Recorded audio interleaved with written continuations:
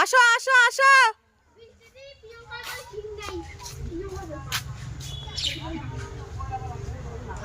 পাপা আয়। আসো। দেখো ওর বাবার কাছে গেছে একদম দৌড়ে। ওর বাবাকে একটু এগিয়ে দিয়ে আসবে, এটাও প্রত্যেক দিনেই করবে। আসো আসো আসো। আস্তে বাবা আস্তে, আর পড়ে যাবে শোনা।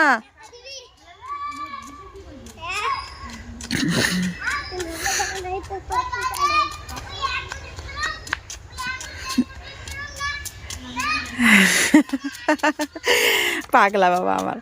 ওরে বাবা, ওরে বাবাটা, ওরে বাবাটা। চলো হয়েছে, চলো এখন বাড়িতে চলো। বাড়িতে যাবো না? এই যে দুষ্টামি করছে, ছি ছি ছি। আজকের ব্লগটা আমি দুপুর থেকে শুরু করলাম। ওর বাবা কিন্তু খেয়ে দিয়ে বেরিয়ে গেলো, আর ছেলে গিয়েছে ওর বাবাকে একটু এগিয়ে দিতে, আর এদিকে আমি এখন সবজিটা কেটে নিচ্ছি। সকালে সেদ্ধ ভাত করে নিয়েছি, এখন তো শীতকাল না, সেই ঘুম থেকে উঠতে উঠতে বেলা হয়ে যায়।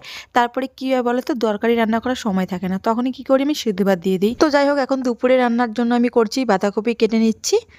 এখন বাজে 12টা, আমি দিকে সবজি কেটে নিলাম। সকালবেলা করেছি ঘুগনি।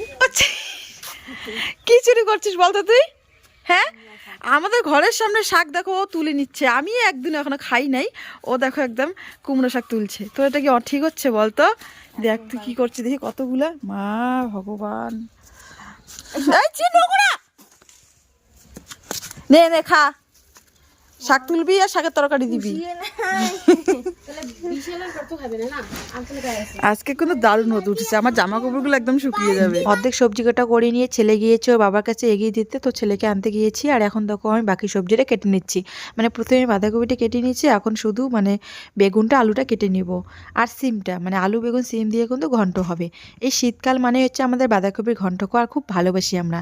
মানে সত্যি কথা বলতে বাঁধাকপি তো এমনি ঠান্ডা, কিন্তু এরপরেও না খেতে জানি খুব ভালো লাগে। তার সাথে ধনেপাতা দিলে মানে শীতকালের সবজি কিন্তু টেস্টটাই অন্যরকম। মানে একদম অনেক সবজি পাওয়া যায়, ফুলকপি বাঁধাকপি, আর এগুলো সবজি আমরা গরমকালে কতই না মিস করি, তখন তো পাওয়াই যায় না, কিন্তু এখন পাওয়া যায়। তাই দেখো এখন খেয়ে নিচ্ছি, মানে তৃপ্তি করে একদম খাবো। যাই হোক, সবজি কাটাকাটি করে নিচ্ছি এখন। এখন খুবই তাড়াহুড়ো করছি, কারণ ছোটো দিনের বেলা তো সবজি কাটাকাটি করতেই সে একদম বেলা চলে যায়, রান্না করার সময়ই পাওয়া যায় না, একদম বেলা ডুবো।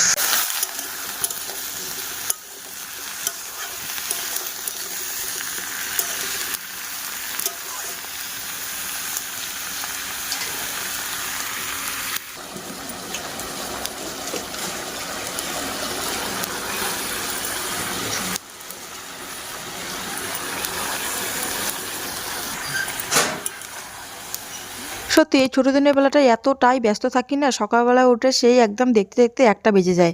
মানে 12টা যে কোন দিক দিয়ে হয় বোঝাই যায় না। কারোর সঙ্গে 5 মিনিট কথা বলে সেই কিন্তু লসটা তোমারই হয়। মানে 5 মিনিট কথা বলে এদিকে রান্নার সময় চলে যায়।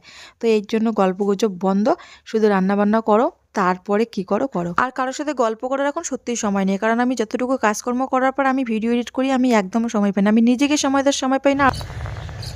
এখন বিকেলের দিকে রান্না বাড়া করে খাওয়া দাওয়া করে এসেছি ভিডিও এডিট করতে, এই খোলামেলা জায়গায় আমাদের বাড়ির সামনে। ওই যে দেখো বাড়ি আমাদের দূরে, ছেলেকে নিয়ে এসেছি, ছেলে যেন খোলামেলা জায়গায় হাঁটতে পারে, আমি এদিকে ভিডিওটা এডিট করতে পারি। ঠিক আছে, আমি মানে মিনি ব্লগটা এডিট করে নিই, তোমার ব্লগটা দেখতে থাকো। আর ঠান্ডা লেগে গেছে, আর আমার ছেলেকেও সেরকম কোনো জামা প্যান্ট পরিয়ে দিইনি, বাড়িতে যাবো, বাড়ির জামা কাপড়ও তোলা এখনো হয়নি, জামা কাপড়গুলো তুলবো। ওই দিয়ে গেছে কোনো অন্যের জমিতে বাবা, দেখো ছেলে কোথায় গেছে, দেখো ওখানে গেছে মানুষের জমিতে, ক্ষেত নষ্ট হবে, এদিকে আসো। সবসময় দুষ্টামি করে, এত একদম বেলা ডুবো ডুবো ভাব। তো ভিডিওটা এডিট করে নিই, তারপরে আবার দেখো এই জামা কাপড়গুলো আসছে বাড়ির সামনে, সেগুলো তুলে নিব। ঠিক আছে, আজকে হচ্ছে 31শে ডিসেম্বর, বছরের শেষ দিন। তো আজকে দেখো বাচ্চারা সবাই মিলে ওরা আয়োজন করেছে পিকনিক খাবে, তার মধ্যে কিন্তু আমার ছেলেও অ্যাড আছে। মানে বাচ্চাদের পিকনিকে, এখানে বড়দের কোনো এন্ট্রি নেই। আমার হচ্ছে ভাস্তিগুলো সবাই মিলে, মানে যত বাচ্চা আছে আমরাই সবাই বাচ্চাগুলো মিলে কিন্তু পিকনিক খাওয়াচ্ছে। তো আমার ছেলেও তো এখানে এসেছে, আমার ছেলেও কিন্তু টাকা দিয়েছে, 30 টাকা করে আমার ছেলে নিয়েছে। আর যারা একটু বড় বাচ্চা তাদের কিন্তু 50 টাকা করে। এরপরে আবার ঘরে ঘরে চাল নিয়েছে একটু করে, মাংস হবে, আর হচ্ছে ভাত আর বেগুন ভাজা। যাই হোক ওরা দেখো, আর এদিকে আমার একটা যা দেখো উনুনটা জ্বালিয়ে দিচ্ছে। তো প্রথমে করেছিল ম্যাগি টিফিন, তারপরে দেখো নাচানাচি করে নিচ্ছে। এরাই কিন্তু রান্নাবান্না করবে, আমার সব ভাস্তি এগুলো, আর এরাই রান্নাবান্না করে নিবে। এদিকে দেখো আমার ছেলে তো নাচ গান পোষাবে না, ও দেখো দাদার সাথে খেলা করছে, আমার মেজো জায়ের ছেলের সাথে। মানে কত যে দুষ্টামি করছে এখানে এসে। আমি যতক্ষণ ছিলাম চিল্লাইতে চিল্লাইতে আমার জীবন শেষ। আমি ভাবছি যে কখন ওদের মানে পিকনিকটা শেষ হয়। তারপরে না বাড়িতে কিন্তু আমি ভাত নিয়ে এসে বাড়িতে ভাত নিয়ে এসে ওকে খাইয়ে দিয়েছি। এদিকে দেখো এখন রান্না করছে, ওই যে ভাস্তির নাচ শেষ হয়ে গিয়েছে, এখন কিন্তু ভাস্তিটা মাংসটা রান্না করবে। তো পিকনিকটা সত্যি একটা খুব আনন্দের ব্যাপার। আমরা কিন্তু ছোটোবেলায় অনেক আনন্দ করেছিলাম এই পিকনিক নিয়ে, কিন্তু এখনও খুব একটা হয়ে ওঠে না। মানে সময়ের সাথে সাথে আমরা সব কিছুই বিসর্জন দিয়ে দিই। শুধু যাই হোক, বড়দের পিকনিক তো বড়দের সব্বার মতামত লাগে, তাই না? একজনের তো হয় না, পিকনিকটা সবাই মিলেমিশেই। তো বাচ্চারা দেখো ওদের মত একই রকম, তো ওরা দেখো পিকনিক খেতে পারছে, আর আমাদের তো হয়েই ওঠে না। কারণ আমি চাবো আর একজন চায় না, বড়দের মতামতের কোনোই মিল থাকে না। যাই হোক ওদের পিকনিকটা খুব সুন্দর হয়েছে। তো ওখানে না বড়দের কোনো এন্ট্রি নেই, সব কিন্তু বাচ্চাদের। তো এর জন্য তো আমাদের পিকনিক ক্যান্সেল হলো না। তো ওরাই খাচ্ছে, ওরাই খাক, কী করবো? আমার ছেলেটা খুশি হলেই ভালো। আমার ছেলে যদি খুশি থাকে তাহলে আমি খুশি। তো আমার ছেলে ভীষণই খুশি হয়েছিল। আর এখন দেখো আমি মোবাইলে ফ্ল্যাশ জ্বালিয়ে দেখছি যে মানে মাংসের কালারটা কেমন হয়েছে। আমার ভাস্তি না বেশি একটু কালারফুল মশলা বেশি পছন্দ করে। এইবার প্রথম মনে হয় আমার ভাস্তি রান্না করছে মাংস। তো মানে দেখো ও নেড়েই যাচ্ছে নেড়ে যাচ্ছে, ও বুঝতে তো পারছে না, কিন্তু এখানে তো আমাদের একটু সহযোগিতা করতে হবে। আমরা খাবো না, কিন্তু ওদের তো দেখিয়ে দিব। যাই হোক ওদের কিন্তু আমরা দেখিয়েও দিচ্ছি, এই জন্যই আসি।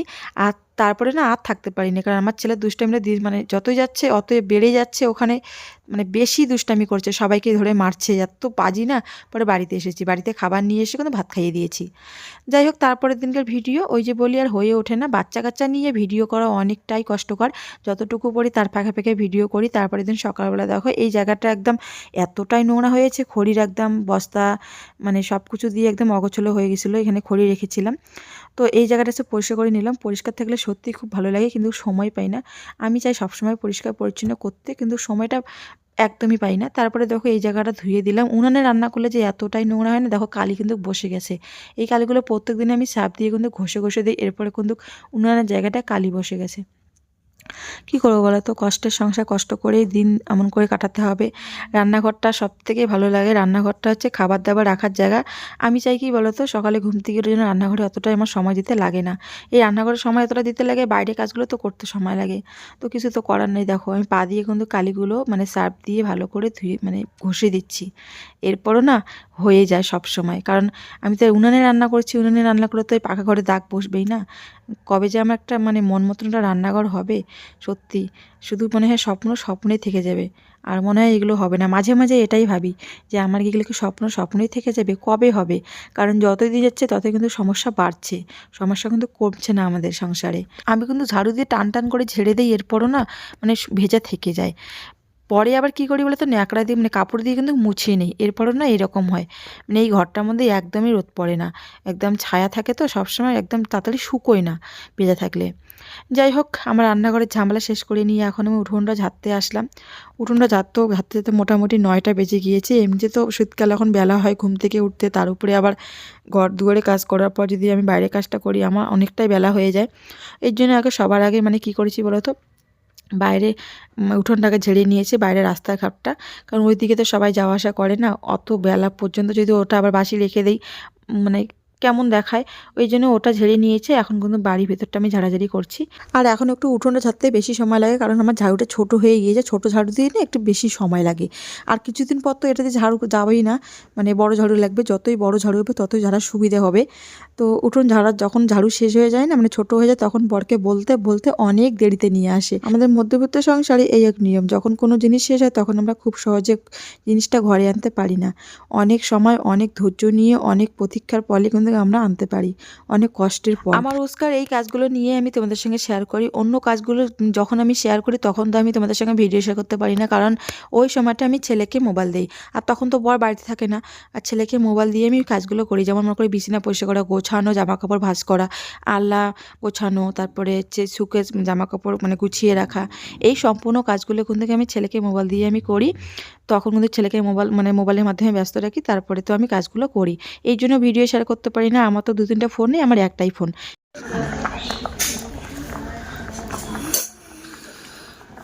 সকালবেলা স্নানটা করে নিয়ে দেখো ভাতটা বসিয়ে দিয়েছি। সকালে তো আমার বর যতই অন্য কোনো খাবার হোক না কেন, অন্য খাবার দিয়ে কখনোই ও তাকাবেই না, ও শুধু ভাত পছন্দ করে, ভাত দাও ও কিন্তু খুব শান্তি।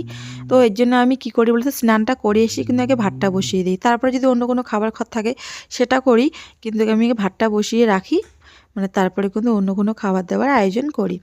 আর এদিকে সিদ্ধ দিলে, মানে সিদ্ধ হোক যে কোনো একটা জিনিসই হোক, কোনো গরম গরম ভাত, গরম গরম সিদ্ধ বর কিন্তু ভালোই বাসে খেতে। তো দেখো সিদ্ধটা মেখে দিচ্ছি।